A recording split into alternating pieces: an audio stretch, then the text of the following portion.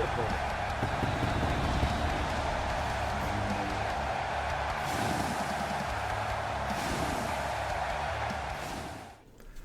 Alright, so the games for June for PS Plus, as you can see right over there, we got SpongeBob, Whoop-De-Doo, Cosmic Shake, Streets of Rage 4, and a game you might be familiar with on this channel, AEW Fight Forever. Now you could look at this one of two ways. The game is done, it's not bringing in any more revenue, so they're trying to get some last ditch effort, or they're just trying to build up the player base for that online mode, because the PlayStation itself has a ton of users on there, and a lot of them are on PS4 still, and this game's on PS4.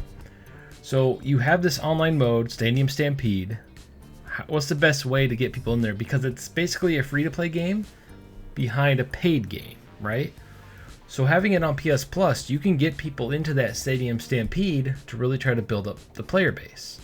But if people like the game, once they try it out for free, they didn't have to pay anything like the rest of us. That's why a lot of us are pissed off, because it didn't live up to the hype that we built up in our, in our brains and what we thought they were telling us the game was. So let's go over to PlayStation, and I'll show you how much stuff people will have a potential to buy. And it's funny, I don't know why this MFC thing's here when I typed in AEW.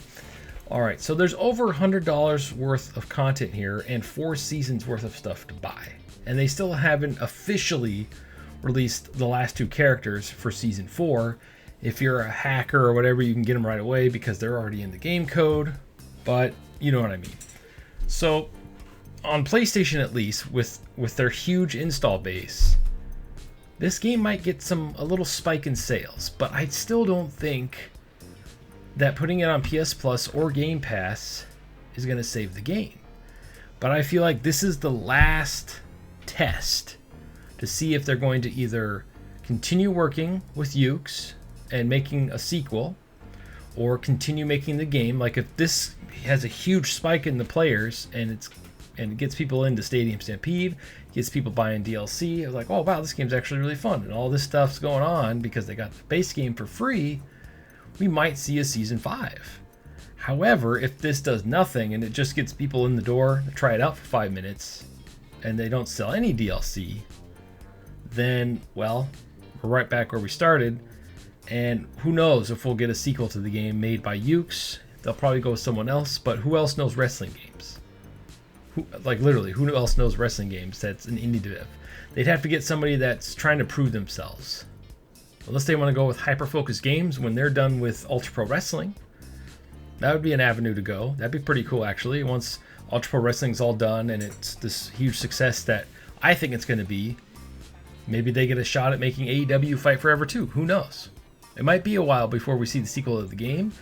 Maybe they'll just recontract Ukes. I mean, I have no idea. Maybe they'll try to get EA or someone else. But yeah, this is the last beacon of hope, I think, for this game. Is if this really helps sales-wise, it might recoup the money that they're trying to get back from the investment in this game, or it might do nothing.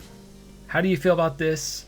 Have you played the game yet? If not, do you have PS Plus, and are you going to try it? I have a feeling it'll go to Xbox Game Pass eventually. I'm shocked it's going to PS Plus first, which is kind of funny. But it's probably because PS Plus players actually spend money. Not to make a shot at Xbox or anything, but the Xbox has really made their player base not want to spend money other than Game Pass. So over there, they don't really buy games.